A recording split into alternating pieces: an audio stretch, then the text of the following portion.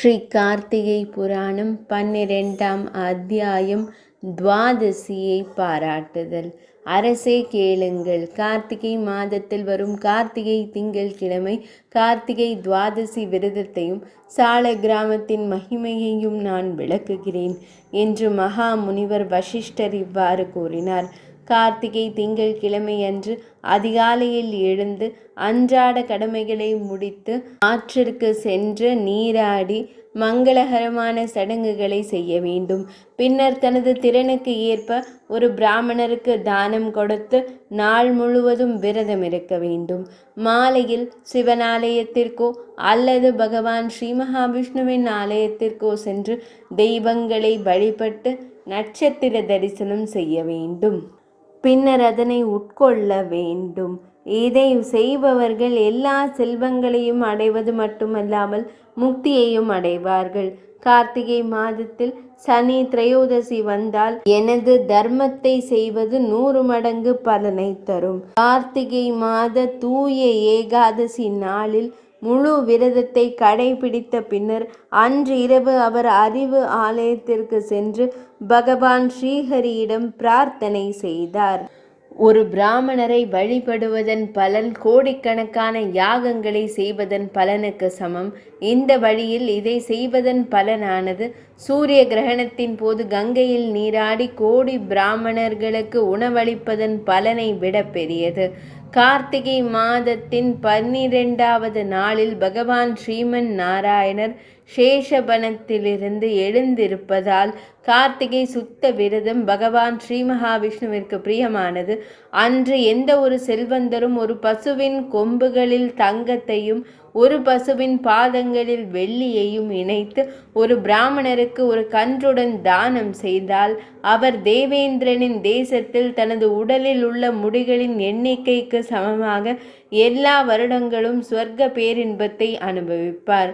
கார்த்திகை மாத சுத்த முடி உள்ளவர்கள் இந்திர லோகத்தில் எல்லா வருடங்களும் சொர்க்க சுகத்தை அனுபவிப்பார்கள். கார்த்திகை சுத்த பஞ்சமி நாளிலும் கார்த்திகை பௌர்ணமி நாளிலும் செம்பு பாத்திரத்தில் பசு நெய்யை ஊற்றி தீபம் ஏற்றுபவர்கள் தங்கள் முந்தைய பிறவிகளில் செய்த அனைத்து பாவங்களையும் இழப்பார்கள்.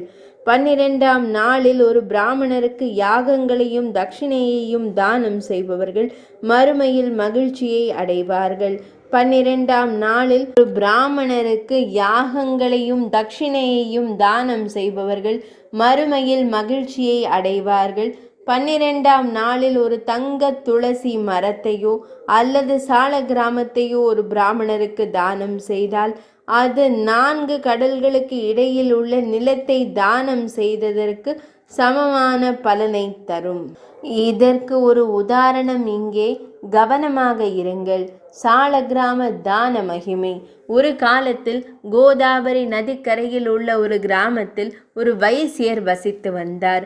அவர் மிகுந்த பேராசை கொண்டவராகவும் எப்போதும் செல்வத்தை சேமித்து வைத்திருந்தவராகவும் அதை தனக்காக அனுபவிக்காமலும் மற்றவர்களுக்கு கொடுக்காமலும் ஏழைகளுக்கு தானம் செய்யாமலும் தன்னை ஒரு பெரிய பணக்காரர் என்று எப்போதும் பெருமையாக கூறிக்கொண்டும் எந்த உயிரினத்திற்கும் எந்த நன்மையும் செய்யாமலும் நான் மற்றவர்களின் பணத்தை திருடுவேன் என்று எண்ணிக்கொண்டு தனது நேரத்தை ஒரு தீய மனதுடன் கழித்தார். ஒரு நாள் அவர் தனது கிராமத்திற்கு அருகிலுள்ள ஒரு கிராமத்தில் வசிக்கும் ஒரு பிராமணருக்கு அதிக வட்டி விகிதத்தில் தனது பணத்தை கடனாக கொடுத்தார். சிறிது நேரம் சென்ற பிறகு தனது பணத்தை திருப்பி தருமாறு கேட்டபோது பிராமணர் பணிவுடன் கெஞ்சினார். ஐயா, 1 மாதத்திற்குள் உங்களுக்கு தேவையான பணத்தை நான் உங்களுக்கு கொடுக்க முடியும். நான் உங்களுக்கு கடன்பட்டிருக்க மாட்டேன். இந்த ஜென்மத்தில் அதை நான் திருப்பி செலுத்தவில்லை என்றால் அடுத்த ஜென்மத்தில் உங்கள் இல்லத்தில் ஒரு மிருகமாக பிறந்தாலும் உங்கள் கடனை அடைப்பேன். அந்த வார்த்தைகளால் கோமதி கோபமடைந்து அது சாத்தியமில்லை என்றார். என்னிடம் இப்பொழுது பணம் இல்லை, அதனால் உன் கழுத்தை நான் அறுத்து விடுவேன். நான் உன்னை கொன்று விடுவேன் என்று இருமுறை கோபத்தில் யோசிக்காமல் சிந்திக்காமல் தனது கரத்தில் இருந்த வாளால் பிராமணரின் தொண்டையை வெட்டினான். பிராமணர் உடனடியாக கீழே விழுந்து இறந்தார். பிராமணன் பயந்து அங்கேயே இருந்ததால் அரச வீரர்கள் வந்து அவரை கைது செய்வார்கள். அதனால் அவர் தன் கிராமத்திற்கு ஓடிவிட்டார். ஒரு பிராமணனை கொல்வது ஒரு பெரிய பாவம் என்பதால் அன்றிலிருந்து வைசியன் ஒரு பிராமணனை கொன்ற பாவத்திற்கு குற்றவாளியாகி தொழுநோய் மற்றும் பல்வேறு நோய்களால் அவதிப்பட்டு சில ஆண்டுகளுக்கு பிறகு இறந்தான். உடனடியாக யமனின் தேவதைகள் வந்து அவனை அழைத்து சென்று ரௌரவதி நரகத்தின் குழிகளில் வீசினர். வைஷ்ணவருக்கு ஒரு மகன் இருந்தான். அவன் பெயர் தர்மவீரன். அவன் பெயருக்கு ஏற்றவாறு அவன் தன் தந்தை சம்பாதித்த செல்வத்தை தர்மத்தில் செலவிட்டு புண்ணிய செயல்களை செய்து ஒரு குல தெய்வமானான். அவர் மரங்களை நட்டு கிணறுகளை தோண்டி மக்களை மகிழ்ச்சியடைய செய்து நல்ல பெயரை பெற்றார். இதற்கிடையில் சிறிது காலத்திற்கு பின்னர் 3 உலகங்களின் பயணியான நாரத மாமுனிவர் யமலோகத்திற்கு சென்று பூமிக்கு வந்து தர்மவீரரை பின்தொடர்ந்து வழியில் அவரது இல்லத்திற்கு சென்றார். தர்மவீரர் நாரத மாமுனிவரை வணங்கி அவரை பகவான் ஸ்ரீ மகாவிஷ்ணுவாக கருதி அர்க்யபாத்திய சடங்குகளால் அவரை கௌரவித்தார். அவர் கரங்களை கூப்பி, சிறந்தவர், இன்று என் தகுதிக்கேற்ப உங்கள் தரிசனத்தை பெற்றேன். நான் பாக்கியசாலி. என் பிறப்பு பாக்கியம் பெற்றது. என் வீடு தூய்மையானது. உங்கள் சக்திக்கு ஏற்ப உங்களுக்கு உரிய மரியாதைகளை ஏற்றுக்கொண்டு நீங்கள் வந்த பணியை கூறுங்கள் என்று கூறினார். அதற்கு நாரத மாமுனிவர் புன்னகைத்து, தர்மவீரரே, நான் தங்களிடம் மகிழ்ச்சி அடைகிறேன் என்றார். நான் உங்களுக்கு கூற வந்தேன். கார்த்திகை மாதத்தின் 12ஆம் நாள் பகவான் ஸ்ரீ மகாவிஷ்ணுவிற்கு மிகவும் புனிதமான நாள். அந்த நாளில் நீங்கள் என்ன செய்தாலும், அது நீராடல், தானம் அல்லது மந்திரம் என எதுவாக இருந்தாலும் அது சிறந்த பலனை தரும். எந்த சாதியை சேர்ந்த நபரும், ஆணாக இருந்தாலும் சரி, பெண்ணாக இருந்தாலும் சரி, விபச்சாரியாக இருந்தாலும் சரி, திருடனாக இருந்தாலும் சரி, கற்புடைய பெண்ணாக இருந்தாலும் சரி, விபச்சாரியாக இருப்பினும் சரி, கார்த்திகை மாதத்தின் 12ஆம் நாளில் சூரியன் துலாம் ராசியில் இருக்கும் பொழுது கடுமையான விரதத்தை கடைபிடித்து தானம் செய்தால் முந்தைய பிறவிகளிலும் இந்த பிறவியிலும் செய்த பாவங்கள் அழிக்கப்படும். தங்கள் தந்தை யமலோகத்தில் பெரும் நரகத்தில் துன்பப்படுகிறார். அவரை எழுப்ப நீங்கள் தானம் செய்ய வேண்டும். அவ்வாறு செய்வதன் மூலம் உங்கள் தந்தையின் கடனை அடைப்பீர்கள். பின்னர் நீதிமான் நாரத மாமுனிவரே, அடுத்த பிறவிகளில் இந்த பிறவியில் செய்த பாவங்கள் அழிக்கப்படும். உங்கள் தந்தை யமனின் பெரிய நரகத்தில் வசித்து வந்தார். அவரை காப்பாற்ற நீங்கள் தானம் செய்ய வேண்டும். அவ்வாறு செய்வதன் மூலம் உங்கள் தந்தையின் கடனை நீங்கள் அடைப்பீர்கள்.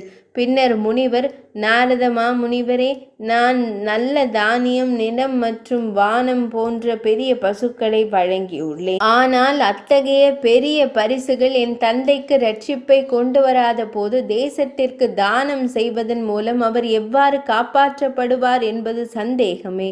இது பசித்தவர்களின் பசியை தீர்க்குமா? தாகமுள்ளவர்களின் தாகத்தை தணிக்குமா? இல்லையெனில் நான் ஏன் தானம் செய்ய வேண்டும்? இவனுக்கு மட்டும் நான் தானம் செய்ய இயலாது. தர்மவீரனின் முட்டாள்தனத்தை குறித்து கவலை கொண்ட நாரத மாமுனிவர், வைசியரே, சால கிராமத்தை வெறும் கல்லாக நினைத்திருக்கிறீர்கள். அது கல் அல்ல, அது பகவான் ஸ்ரீஹரியின் வடிவம். சால கிராம தானம் செய்வதன் பலன் மற்ற எல்லா தானங்களை விடவும் பெரியது. உங்கள் தந்தையை நரக வேதனையிலிருந்து விடுவிக்க இயலும் என்று நீங்கள் எண்ணினால் இந்த தானத்தை தவிர வேறு வழி இல்லை என்றார் நாரத மாமுனிவர். அவர் அங்கிருந்து புறப்பட்டு சென்றார். அந்த நல்லொழுக்கமுள்ள மனிதன் செல்வந்தனாகவும் சக்தி வாய்ந்தவனாகவும் கொடுக்கும் திறனுடையவனாகவும் இருந்த போதிலும் ஒவ்வொரு வருடமும் தானம் செய்யவில்லை. சிறிது காலத்திற்கு பின்னர் அவன் இறந்தான். நாரத மாமுனிவரின் நல்ல அறிவுரையை அவன் புறக்கணித்ததால் இறந்த பிறகு 5 பிறவிகளில் புலியாகவும், 3 பிறவிகளில் குரங்காகவும், 5 பிறவிகளில் காளையாகவும், 10 பிறவிகளில் மனித பெண்ணாகவும் பிறந்தான். 10 பிறவிகளாக பன்றியாக பிறந்திருந்தாள். அதன் பிறகு 11வது பிறவியில் ஒரு ஏழை பிராமணனுக்கு பெண்ணாக பிறந்தாள்.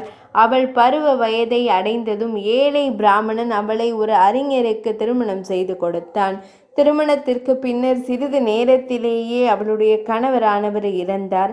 அவளுடைய குழந்தை பருவத்தில் அவளுக்கு ஏற்பட்ட 8 துன்பங்களால் அவளுடைய பெற்றோரும் உறவினர்களும் மிகவும் வருத்தம் கொண்டனர். தெய்வீக நுண்ணறிவால் அவளுடைய தந்தை இந்த துரதிருஷ்டத்திற்கான காரணத்தை புரிந்து கொண்டு உடனடியாக அவளுக்கு ஒரு சால கிராமம் கொடுக்கச் செய்து, என்னை குழந்தையில்லாத விதவையாக மாற்றிய என் முந்தைய பிறவியின் பாவம் அழியட்டும் என்று கூறினார். பின்னர் அவர் சால கிராமத்தை தானமாக பெற்றார். அந்த நாள் கார்த்திகை மாதத்தின் திங்கள் கிழமை என்பதால் அவளுடைய கணவர் சால கிராமத்தில் காணிக்கையாக வந்து வசித்தார். பின்னர் அந்த புதிய தம்பதியினர் நித்திய காலத்திற்கு அனைத்து வசதிகளிலும் வாழ்ந்தனர். அடுத்த பிறப்பிற்கு பிறகு அவர்கள் சொர்க்கத்தில் கரைந்தனர். சிறிது காலத்திற்கு பின்னர் அந்த பிராமணரின் மகள் மற்றொரு பிராமணரின் இல்லத்தில் ஒரு மகனாக பிறந்து கிராமத்திற்கு தொடர்ந்து தானம் செய்து முக்தி அடைந்தாள். ஆகையால் ஜனக மன்னரே, கார்த்திகை மாத 12ஆம் நாளில் ஒரு வருடத்திற்கு தேவையான உணவை தானம் செய்வதன் பலன் அற்பமானது அல்ல, அது மிகவும் சிறந்தது. எனவே நீங்களும் அந்த வருடத்திற்கு தேவையான உணவை தானம் செய்ய வேண்டும்.